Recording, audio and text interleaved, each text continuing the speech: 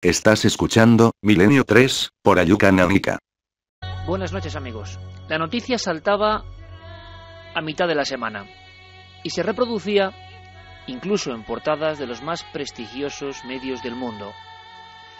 El titular decía más o menos así: Oxford busca pruebas genéticas que apoyen la existencia del Yeti.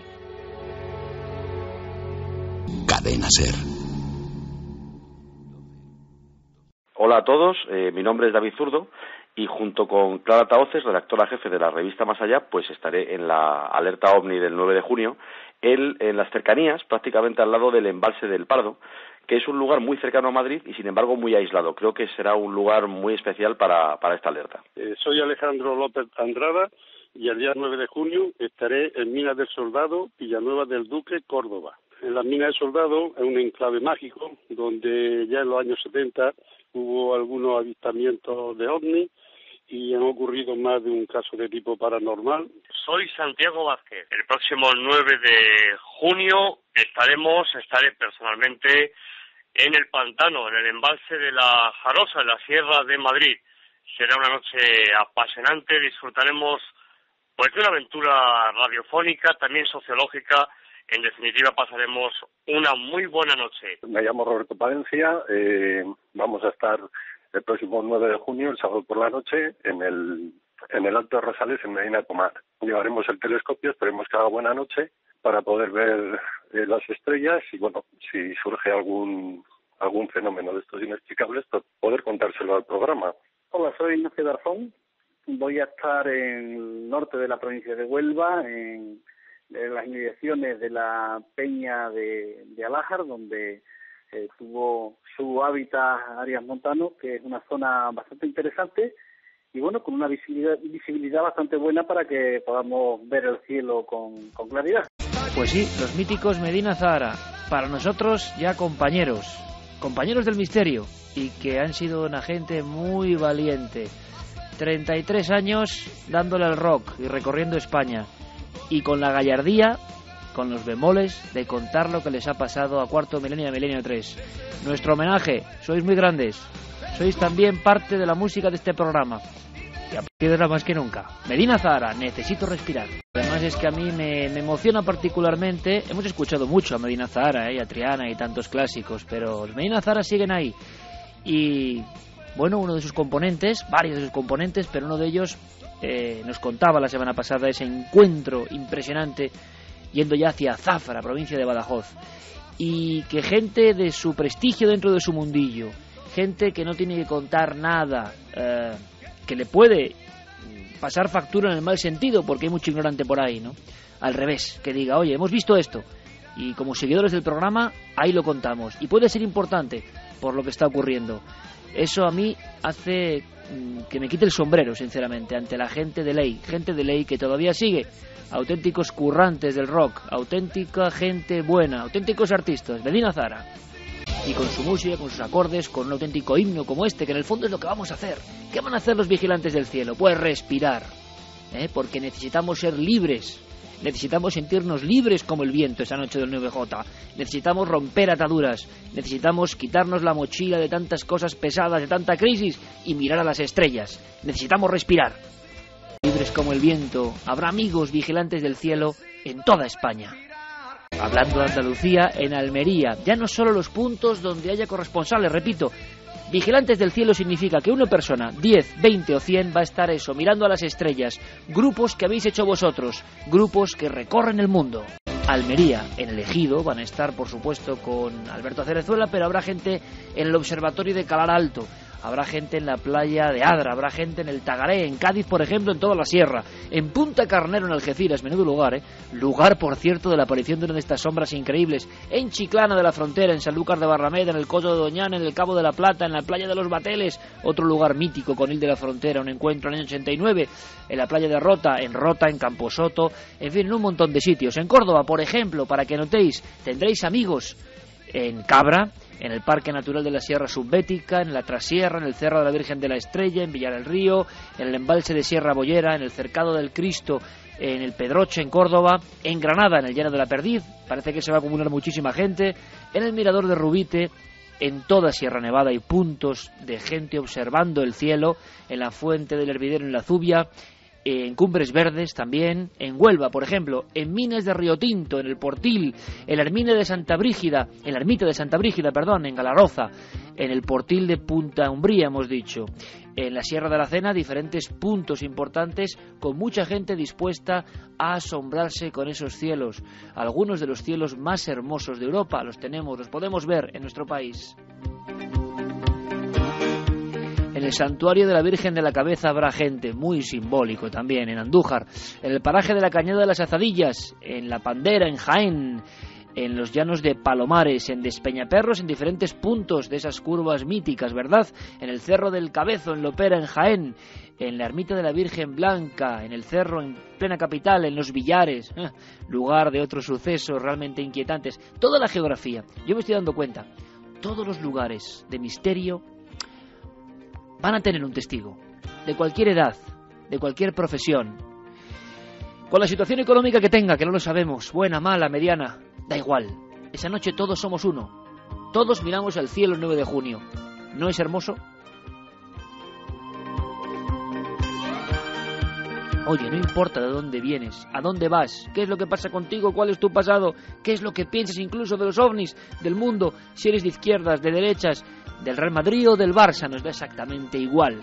Todos uno, 9J, el espacio es mucho más grande como para estar mirando nuestras diferencias. El espacio es hermoso, el espacio es misterio, y al espacio miramos, y quizá el espacio nos responda el sábado 9 de junio. Leí esta misma tarde, gracias al regalo que me ha hecho Julio Arcas de Cuadernos de Ufología, se lo agradezco de corazón, la revista Mi Mana, leí a Juan García Tienza, año 78, ¿y sabéis lo que decía Juan García Tienza? Decía algo que me ha parecido hermoso, algo que yo no conocía. Desde tiempo remoto, y vais a ver por qué tiene mucho que ver con lo que estáis haciendo los vigilantes del cielo, lo que haréis esa noche. Desde tiempo remoto el hombre ha estado unido a una serie de lugares sin saber por qué. Desde tiempo remoto el ser humano ha buscado nudos de poder, nódulos energéticos, lugares donde se encuentra bien, en paz, o lugares donde trasciende. En fin, lugares especiales. Y decía Tienza, algo ocurre con los investigadores, por ejemplo, de los ovnis. Algo ocurre con gente como yo, con gente que es más importante, como vosotros.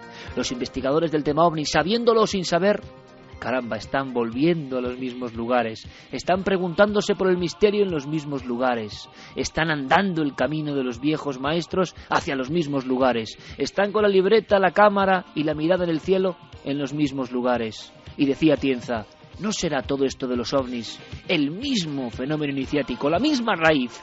¿No nos llama exactamente lo mismo?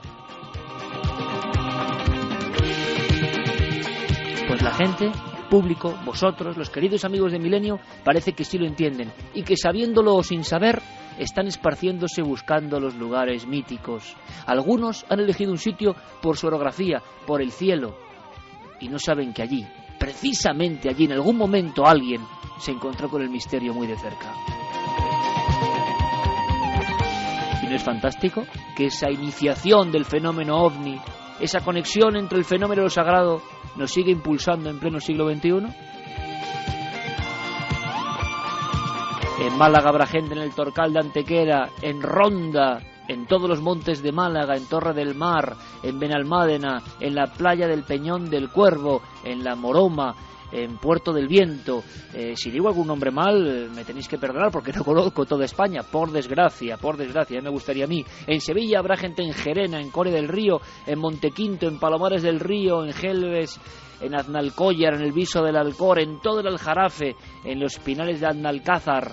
En Aragón habrá gente en Teruel, en el Cerro de Santa Bárbara, en toda la capital, en Zaragoza igual, y también en Los Monegros. En Asturias habrá personas en el Pico Jano, en el Angliru, ni más ni menos, en el Cabo de Peñas, en Monteaguro, en Muros, en toda la zona del Nalón, en la Sierra del Áramo. En Cantabria habrá personas, aparte de los puntos oficiales, en este caso el Alcoba del Soplao con Diego Marañón, habrá personas, bueno, pues en todas partes, en todos los pueblos, destacamos Casares, Ucieda, Otañes, toda la zona de Liérganes, Pámanes, gente mirando al cielo, dejando su quehacer cotidiano para simplemente mirar al cielo, con un móvil, escuchando la radio y dispuesto a ser corresponsal. Cada uno de ellos, yo presumo que puede haber decenas de miles de personas en España mirando al cielo, ya no solo escuchando la radio, sino mirando al cielo, y seguramente cientos de miles de personas, quién sabe si millones, en todo el planeta el 9 de junio.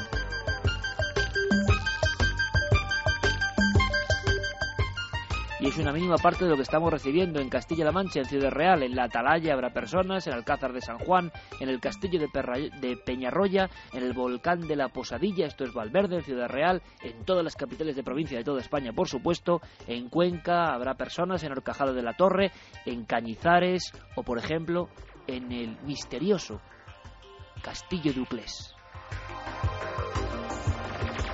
En Guadalajara sabemos de vigilantes del cielo, en Gargoles de Arriba, en la zona del Hayedo de Tejera Negra, en Altos del Barahona, entre Soria y Guadalajara.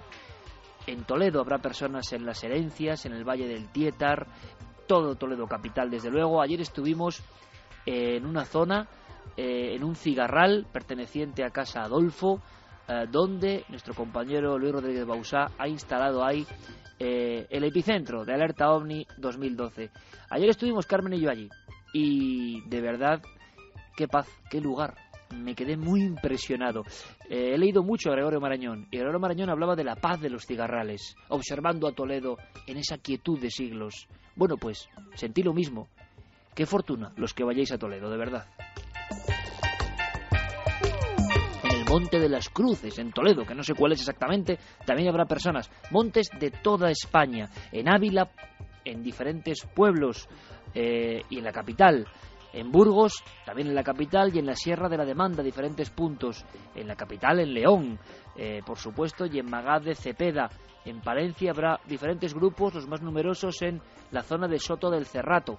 Salamanca capital, y mucha actividad en Peña de Francia, como es lógico, zona OVNI, y en Las Batuecas, zona OVNI. Yo me pregunto, ¿lo han elegido porque lo sabían o lo han elegido inconscientemente? Y eso todavía es más misterio.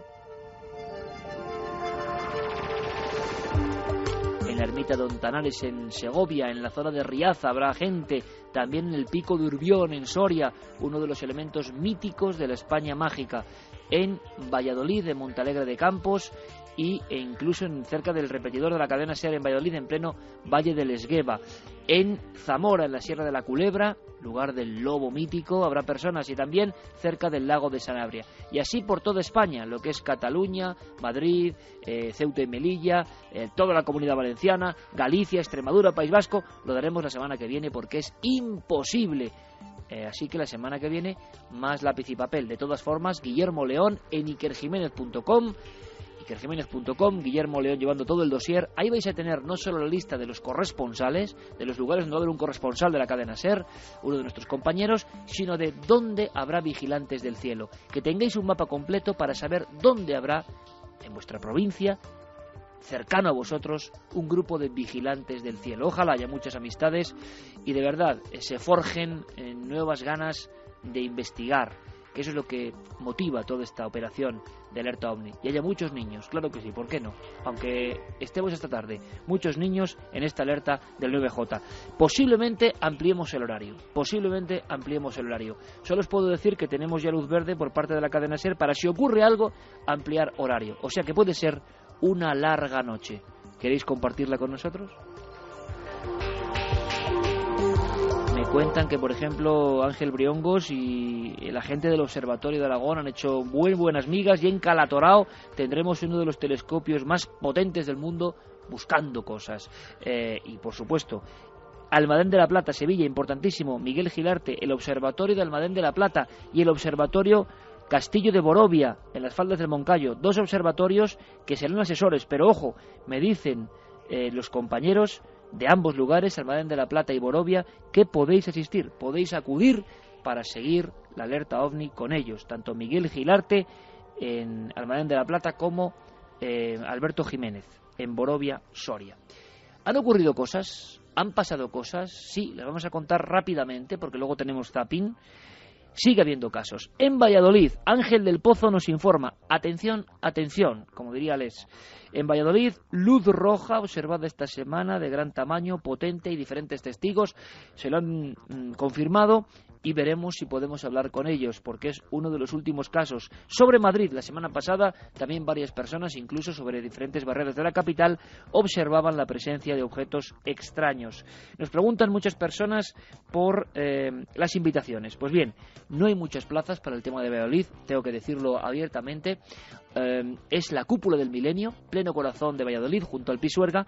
Aunque os voy a decir una cosa muy importante, aquí la clave de esta noche del 9J es todos, unidos, todo el planeta, no estar precisamente en Valladolid. Valladolid será, claro que sí, epicentro del centro de datos.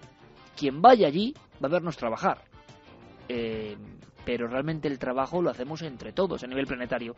Dicho esto, habrá unas 1.200 plazas y si queréis más información, los compañeros de Ser Valladolid son quienes, como siempre ocurre con Milenio, quienes distribuyen las invitaciones gratuitas. Ser Valladolid.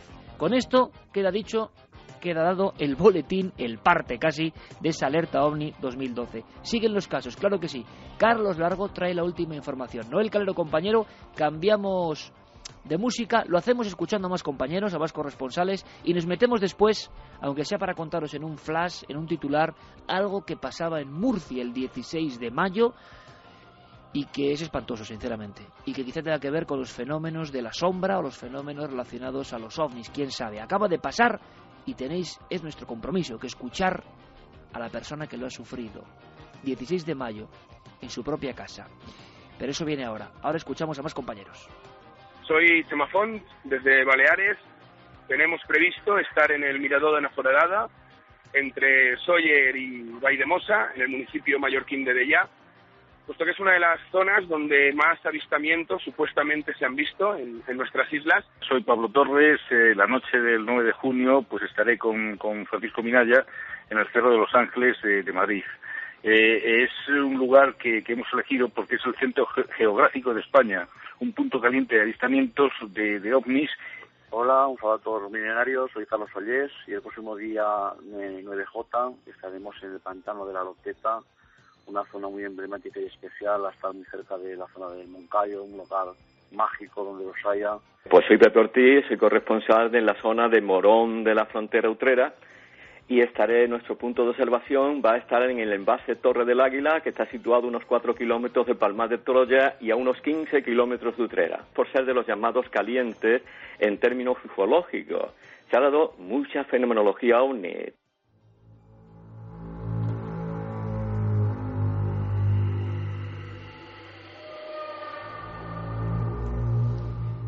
Carlos Largo, compañero, buenas noches. Buenas noches, Iker. Está abierta, por supuesto, la encuesta, como siempre, en ikerjimenez.com, en torno a los ovnis. Vamos a hacer un estudio sociológico puro y duro de cómo está el tema hoy en día. Y tenéis toda la información en ikerjimenez.com. Y vías de contacto ya más que sabidas. Facebook, Twitter, La Nave del Misterio, vías oficiales, cadenaser.com y milenio3@cadenaser.com. Bueno, dicho todo esto, vamos al meollo de los casos. 16 de mayo, Murcia, una persona angustiada, Carlos. Pues sí, nuestra amiga es Elena, nos escribía, ya lo adelantabas la semana pasada, muy angustiada, con mucho miedo por una vivencia que había tenido en su propio domicilio, en su propia casa, en una pedanía muy cerquita de Murcia, de la capital. Y bueno, pues ese día en concreto, el 16 de mayo, era la madrugada, estaba toda la familia dormida, su marido, sus niñas, que bueno, pues son pequeñas, están en una cuna al lado del matrimonio de los padres, y ella desde el principio empezó a encontrarse en esa noche muy inquieta. No podía dormir, parecía como si alguien estuviera acompañándoles en esa habitación, y además percibió otros fenómenos previos a la experiencia que nos va a contar ella misma, que bueno, pues hicieron de esta noche una noche especial y un tanto extraña. Vamos a empezar, si te parece, a escuchar esos fenómenos que ella describe, que ya le llamaron la atención previamente a lo que vivió. Escuchamos. Y bueno, fuera en el jardín, pues se escuchaban unos golpes metálicos. Eran como un retintineo, como cuando tiras alguna piedrecita, algo metálico. Y eso ahí no es normal, no, vamos, de ahí no hay nada que pueda hacer ese ruido, o nunca antes habíamos escuchado ese ruido por allí. Y bueno, yo soy mi hermana, ella duerme justo en la habitación de al lado y suele dormir con dos perros que tenemos. de mirar por la ventana se quedaban quietos y atentos. Y bueno, uno de los perros en cuestión le gusta salir por la noche bastante cuando oye ruido de otros animales. Y esa noche mi hermana intentaba sacarla y no quería, se quedaba en la puerta y hacía fuerza para no salir. O sea, Carlos, que hay una serie, como siempre ocurre, de fenómenos previos, de antecedentes, eso es, de elementos que van conformando una noche que ya es distinta. Claro, algunas personas pueden pensar, ¿no? Esto predispone, esto coloca la mente en un nivel que no es especialmente objetivo. Bueno, hay estudiosos que dicen todo lo contrario. Estas señales nos colocan en el nivel que quiere la entidad o que quiere el fenómeno que sea que estemos, y se produce entonces la conjunción de lo imposible. Una visión tremenda, no única. Yo ya lo decía la semana pasada. Ojo, que esto no es único, pero el retrato robot que hace esta mujer, 16 de mayo, repito, una pedanía del sur de Murcia, es impresionante, Carlos. Desde luego que sí, porque además hay que ponerse en su situación, en esa habitación en la que, bueno, pues estaba su marido, sus dos niñas muy cerca de ellas, en esa cuna, ella no pudiendo dormir, parecía que algo le estaba diciendo, como decíamos, que algo iba a pasar. Y de repente, la sorpresa, lo insólito, una figura que le llama la atención, prácticamente mirando debajo de la almohada, porque empezó a ver a esa silueta que ella misma nos va a describir. Una figura dando una gran zancada hacia el cabecero de la cama. Primero era una figura que no era normal, no era humana, parecía como que estaba encorvada porque ese lado de la habitación, la altura máxima que tiene es de 1,90. Y bueno, también me sorprendió o me llamó la atención el hecho de que llevaba un parche reflectante en el muslo. Una descripción absurda por completo, pero tú mismo lo tienes que recordar, Carlos, es que el caso, por ejemplo, del que tanto hemos hablado ya, de Torrejón el Rubio, hay un ser, un individuo que puede ser casi un calco de lo que esta mujer ve dentro de la habitación avanzando hacia el cabecero de la cama. No es caso único, repito. Yo recuerdo que los familiares o la persona que nos hizo de alguna forma de correa de transmisión del caso de Torrejón el Rubio en abril, los dos coches y esa figura como un extraño autostopista, lo describen como con unas tiras o unas cosas que reflectan algo extraño, algo parece una unidad oscura y de repente hay como un símbolo, una señal. Bueno, pues aquí ocurre lo mismo. Algo que les llamó la atención desde luego en la noche y que nuevamente aquí a Elena también pues se fijó bastante en ello. De hecho, lo único que pudo llegar a hacer fue, como decíamos, ponerse prácticamente la cara mirando hacia el lado contrario porque no quería ver a esa figura, no quería darse cuenta, y lo que más le daba miedo precisamente es que estaba entre medias de su zona de la cama y la cuna de sus niñas. Nos contaba también, porque yo le decía, ¿no tenías miedo de que tus niñas a lo mejor corrieran peligro? No, decía que tenía súper claro que ese ser o esa entidad no iba a hacer daño a sus hijas. Pero sin embargo ella sentía la necesidad de apretar la almohada contra su cara para no observar. Aún así sí que pudo ver más rasgos. Y en este corte vamos a ver precisamente esos detalles que se quedan marcados muchas veces en la mente de los testigos. La figura que vi de perfil era muy muy delgada y lo que decía era ajustado porque podía verle perfectamente lo que es la curvatura del cuerpo. También el hecho de que la rodilla le quedara un palmo por encima de lo alto de la cama, porque y la cama es bastante alta. Yo, por supuesto, estoy segurísima que no es humana, no, porque era exageradamente alta, delgada, digamos que la proporción del cuerpo no era lo normal. Ahí tenemos, Carlos, al arquetipo, a la sombra, actuando de nuevo. Un retrato robot que tantas veces hemos escuchado, anotado, dibujado, perfilado, y la sensación, como yo decía antes, la sensación que tienen muchos investigadores, una línea de investigación que al final estaba en tierra de nadie. Desde el principio, los investigadores del misterio, vamos a llamarlo de los encuentros cercanos, se decantaron por dos posturas evidentes. Una, pues como lo que hablábamos del Yeti, entidades biológicas, entidades viajeras del espacio, o quién sabe si del tiempo, pero bueno, entidades físicas que vienen aquí por algo. Suena extraño. Versión 2, fraude, equivocación, error, mala interpretación, visiones. Y entre esas dos esferas de pensamiento había una tercera, por ejemplo la de Pierre Delval o tantos otros investigadores, Jacques Vallée incluso, que hablaban de un pasaporte a Magonia, un pasaporte a un mundo diferente, un mundo onírico, como si el mundo de lo mental, el mundo no científico, no físico, pero que existe, digámoslo así, pues como la materia oscura de la realidad, no del universo, sino de la realidad, se representa ante nosotros. Y el contenido psíquico, es decir, lo que impregna al testigo, lo importante que es para el testigo, el miedo que le da al testigo, la vida que le va a cambiar al testigo, todo eso es lo importante. El trasvase de información importante es ese. Por eso un detalle, por eso un rasgo, pues como cuando somos niños y algo se nos queda muy profundamente, incluso intentamos desterrarlo de la mente y sigue ahí, aquella cara, aquella casa, aquella comida, aquel patio, lo que sea.